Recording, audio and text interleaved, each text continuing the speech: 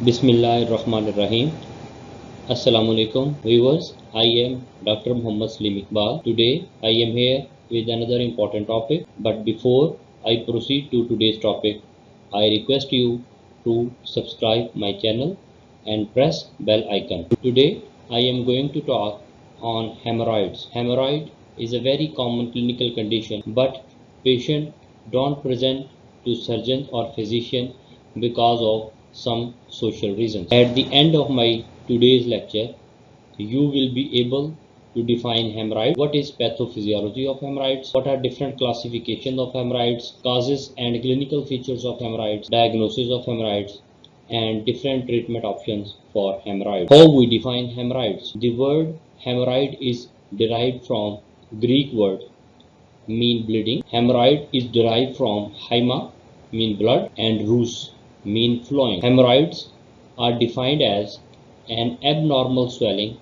or enlargement of an anal vascular cushion. It is downward sliding of anal cushions abnormally due to straining or other causes. In short, hemorrhoid is symptomatic anal cushions. Hemorrhoidal venous cushions are normal structure of anorectum and universally present in all persons unless previous intervention has taken place. Pile, derived from pila, mean a ball, is used for a swelling in anal region which may or may not bleed. Pathophysiology of hemorrhoids. 3 cushions, left lateral at 3 o'clock, right anterior at 11 o'clock, and right posterior at 7 o'clock in lithotomy positions are present in normal anal canal, and they only become a pathological disease when they experience abnormal changes.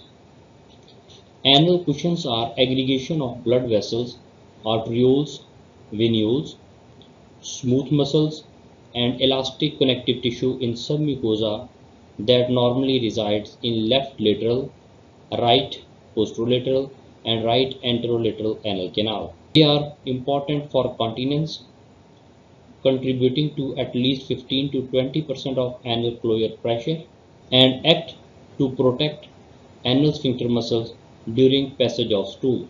Types and classification of hemorrhoids. Hemorrhoids can be classified in multiple ways. Number 1 classification is as internal hemorrhoids, that is, they lie above the dentate line covered with mucous membrane and bulge out. External hemorrhoids below dentate line covered with skin. Interno-external hemorrhoids together occurs.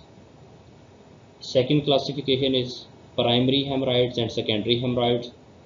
Primary hemorrhoids are located at 3, 7 and 11 o'clock position related to branches of superior hemorrhoidal vessels which divides on right side into 2 and on left side continue as 1. Secondary hemorrhoids are one which occurs between primary sites and they are associated with specific conditions, for example anorectal deformity, hypotonic anal sphincter, ascites, paraplegic patients following spinal cord injury, multiple sclerosis, malignancies, and gravid uterus. Commonly used classification is according to degrees of hemorrhoids.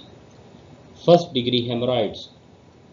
Piles within that may bleed but they does not come out.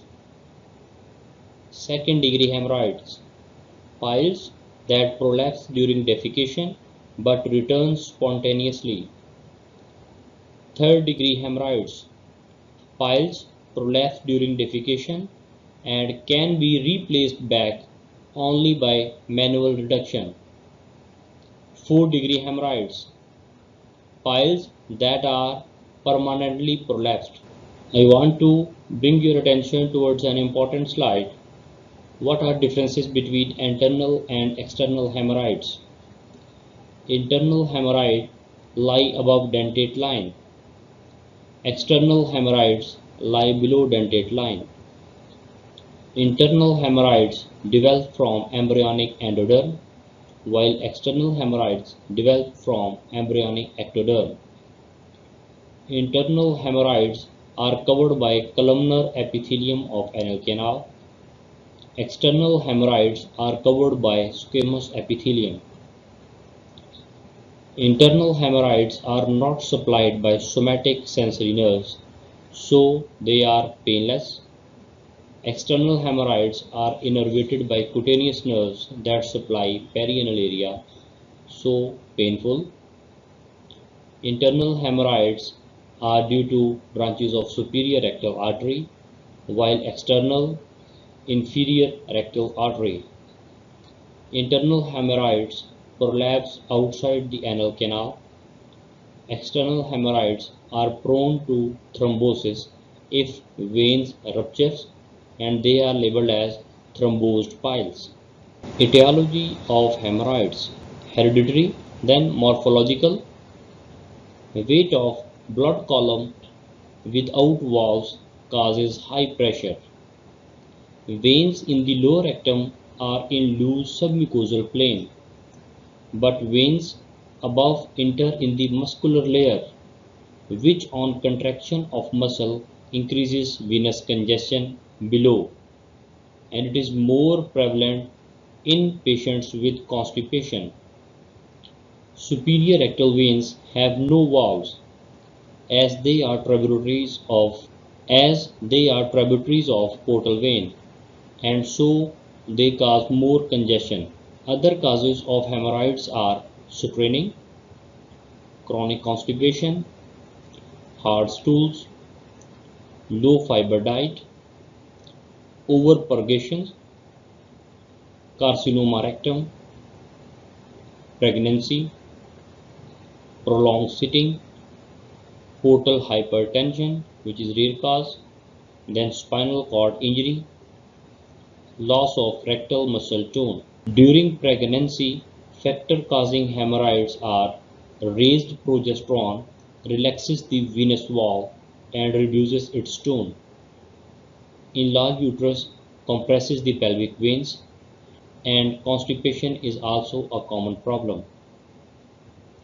Then hemorrhoids can be due to idiopathic causes. How straining and constipation predisposes to hemorrhoids? Straining and chronic constipation at defecation increase intra-anal pressure. This in turn decreases venous return and cause enlarged hemorrhoidal vein cushions. Clinical features of hemorrhoids: bleeding is first symptom, splash in the pan, bright red and fresh occurring during defecation, then mass per annum, mucus discharge, pruritus. Pain may be due to prolapse, infection or spasm. Prolonged hemorrhoid can cause anemia.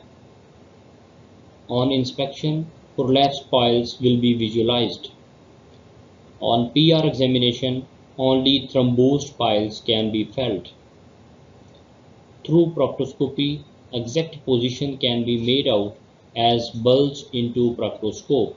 Now I will briefly discuss about differential diagnosis of hemorrhoids. First is anal cancer. Historical features will be pain around anus and weight loss in advanced cases.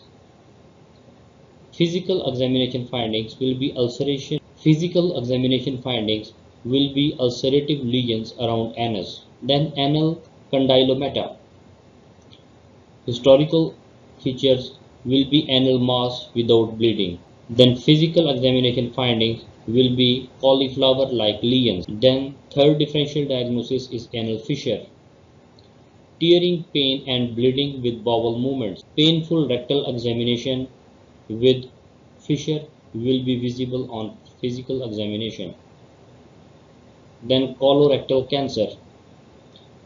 Historical features will be blood in stool, weight loss, abdominal pain, changes in bowel habits, early morning diarrhea, tenesmus, and family history of colorectal cancer. From physical examination will be abdominal mass or tenderness. Then inflammatory causes. Histological features will be constitutional symptoms, abdominal pain, diarrhea, and on physical examination finding, there will be no external rectal examination findings, and rarely fistula colitis on anoscopy. Perianal abscess. Histological features will be gradual onset of pain along with fever. On physical examination, there will be a tender mass covered with skin as opposed to rectal mucosa. The next differential diagnosis will be skin tags. Histological features will be no bleeding.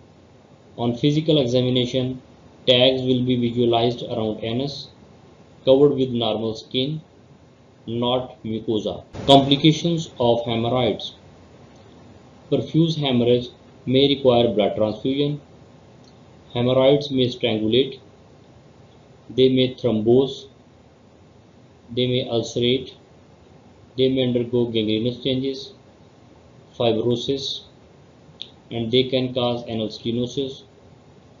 Then suppuration that leads to perianal or submucosal abscess, and rarely pylophlebitis, that is portal pyemia. Investigations: CBC, digital rectal examination, proctoscopy, sigmoidoscopy, colonoscopy to evaluate proximally for any cause, then barium enema, and fitness profile for intervention. Treatment of hemorrhoids. Only symptomatic hemorrhoids should be treated. Number 1, treatment option is preventive or conservative treatment. Dietary modification. In diet, more fibers should be added and liquid intake should be increased. Fiber diet should be 35 grams per day. Fiber alternatives are bulk forming agents. For example, Aspergilla husks can be used to supplement a high fiber diet. Then lavatory modification. Avoid excessive straining during defecation. Then good anal hygiene. Second treatment option is medical treatment. Local applications to reduce pain, itching and edema. Sitz bath. It means the patient has to sit in warm water with anal region dipped in water for 20 minutes and 2 to 3 times a day. It reduces edema, pain and promotes healing. It also relaxes muscles, so eases anal muscle tone. Then laxatives are used. Then drugs, antibiotics, analgesia, anti-inflammatories drugs are beneficial. Parasurgical, minimally invasive techniques or fixative procedures. These are sclerotherapy, rubber band ligation, cryotherapy, infrared coagulation, laser therapy, Doppler guided hemorrhoidal artery ligation. Surgical options are open hemorrhoidectomy, closed hemorrhoidectomy, and stapled hemorrhoidectomy or stapled anopexy. Now I will discuss briefly about different options for treatment of hemorrhoids. Injection sclerotherapy. Injection sclerotherapy is done in first and second degree hemorrhoids. It is an outpatient procedure.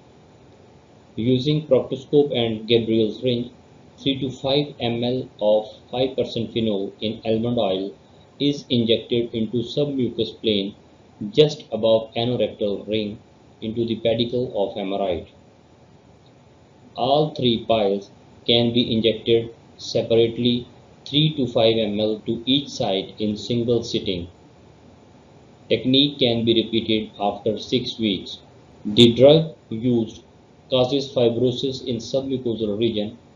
Sclerosis leads to mucosal fixation into deeper planes and occlusion of legs, and thereby fixation of anal cushions which don't prolapse cause strengthening of vessel wall and obliteration of vessel lumen.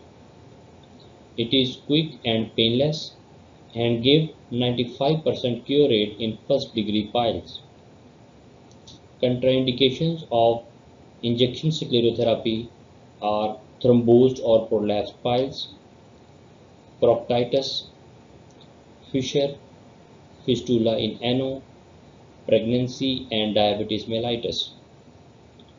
Complications are recurrence, hypochondric pain due to entry of drug into portal system, tenesmus, mucosal sloughing or ulceration, submucosal abscess, anal pain, anal stricture, and inadvertent deep injection can precipitate pelvic abscess, prostatitis, impotence or rectovaginal fistula. The complications are rare and they are more common in inexperienced hands. Baron's banding or rubber band ligation. It is done in second degree piles. At one time only two piles can be banded. Repeat banding can be done after 3 weeks. Band should be placed 2 cm above dentate line. Usually two bands are used for pile mass to take care of breakage. Band causes ischemic necrosis and pile fall off. The tissue will slough off in 1 to 2 weeks, leaving an ulcer which heals by scarring. Advantages of Baron's banding are: equipment is inexpensive, it is simple to perform, and it is done without anesthesia on OPD basis. Results are consistent and they stop bleeding. Contraindications are anal fissure, anal fistula or proctitis. Complications are: if that applied low into skin, it causes severe pain, discomfort, hemorrhage and ulceration. Cryosurgery. Using nitrous oxide or liquid nitrogen, extreme cold temperature is used to coagulate and cause necrosis of piles which get separated and falls off subsequently. All masses can be tackled in one sitting. It is carried out with the help of cryoprobe. Nitrous oxide is preferred since it produces adequate freezing. Advantages are reasonably painless, simple, safe, can be done on OPD basis with less bleeding. Disadvantages are profuse watery or mucus discharge, itching, pain if the skin is frozen, marked edema of adjacent skin, and very rarely incontinence. Infrared coagulation. In this procedure, heat is used to burn piles so as it allows it to fall off. Pulses of infrared radiations are applied through a handheld applicator. The specific infrared wavelengths produce chemical changes that cause blood coagulation within the hemorrhoid itself, which causes hemorrhoids to seal, shrivel, shrink, or slough off.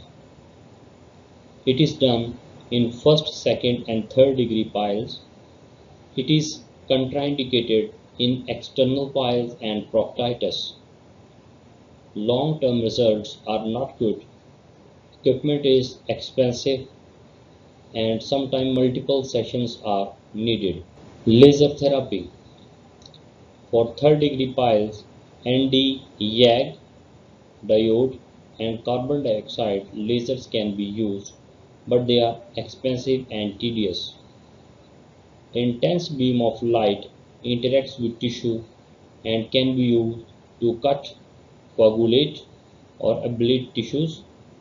Sealing of nerves and tiny blood vessels can be done by laser beam. Because by laser nerves endings are sealed, so the patient has minimum post-operative discomfort.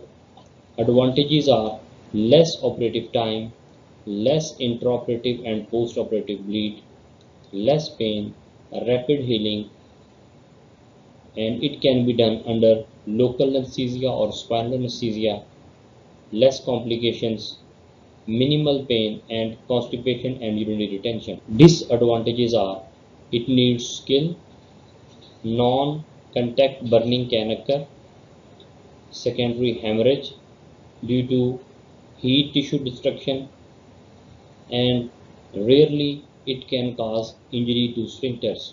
Doppler guided hemorrhoidal artery ligation. Doppler guided hemorrhoidal artery ligation is an advanced instrument that works under Doppler guided ultrasound. It is painless 20 minutes procedure that cures all degrees of hemorrhoids. It causes choking and blocking of blood supply of piles. It is done using a proctoscope with incorporated Doppler probe. This proctoscope is inserted and used to locate hemorrhoidal arteries by an audible signals. Once located, a needle holder is inserted into lumen of proctoscope and artery ligation with figure of 8 absorbable suture into submucosa is done. Procedure is repeated until no more Doppler signals are identified.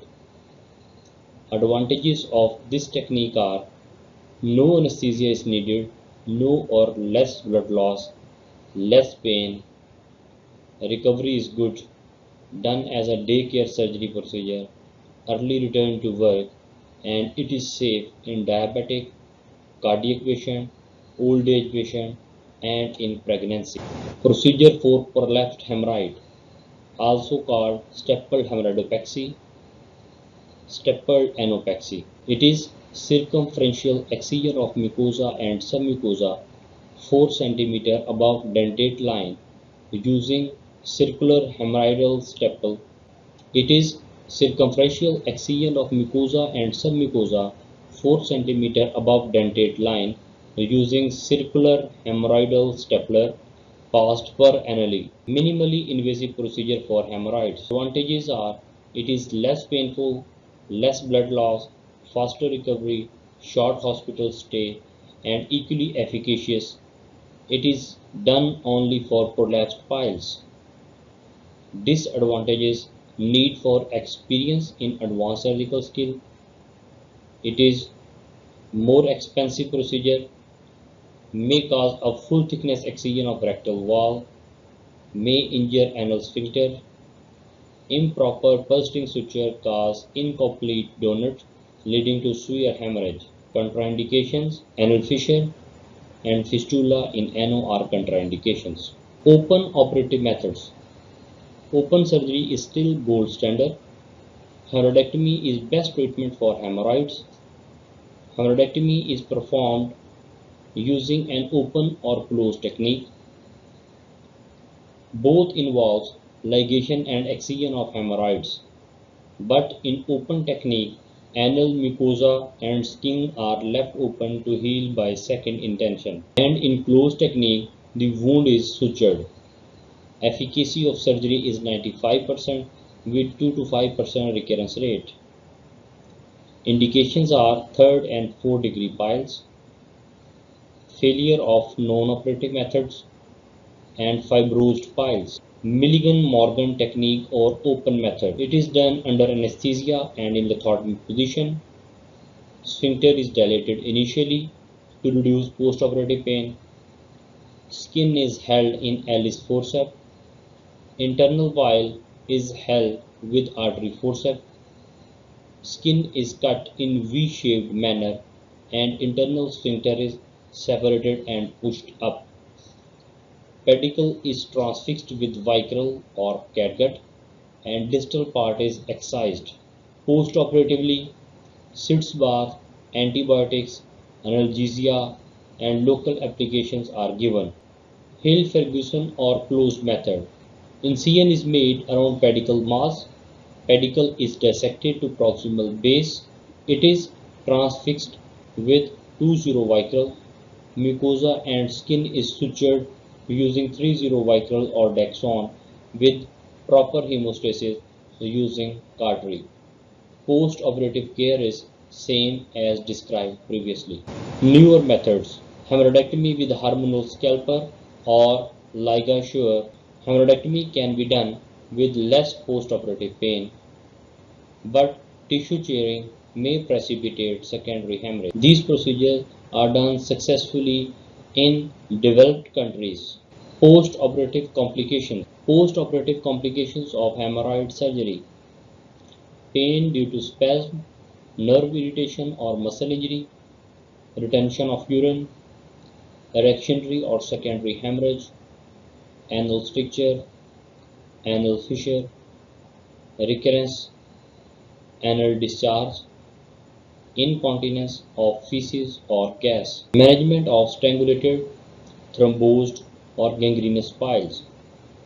Here initially conservative treatment is done using warm sitz bath, antibiotics, elevation, bed rest, saline compression dressings and analgesics. These measures reduce edema and piles shrink. Later, in 4 to 5 days, hemorrhoidectomy is done. Doing hemorrhoidectomy immediately may precipitate portal pyemia and also increases the risks of developing anal stricture. In case of inflamed, permanently prolapsed edematous piles, initially manual stretching of anal sphincter is tried. This prevents congestion of anal cushions and relaxes anal sphincter, as a result of which prolapsed piles gets reduced. Dots dilatation, 4 to 6 finger dilatations. Once edema subsides, 1 to 2 weeks later on, formal procedure is done. Briefly, I will discuss about external hemorrhoids. External hemorrhoids are also known as perianal hematoma, known as 5-day painful self-curing lesion. If untreated, it may resolve by its own, suppurate, fibrose, burst or bleed. Clinical features are sudden onset, olive-shaped blue cutaneous swelling, perianal itching, pain around anus, lump near or around anus, and blood in stool. Management: if patient presents within first 48 hours, clot may be evacuated under local anesthesia. Different procedures performed for treatment are hemorrhoidectomy, infrared radiation, and sclerotherapy. I hope you have enjoyed my today's lecture. I am very thankful to you for your valuable time. Stay in touch, stay blessed, take care, never miss a video, subscribe to my YouTube channel. Allah Hafiz.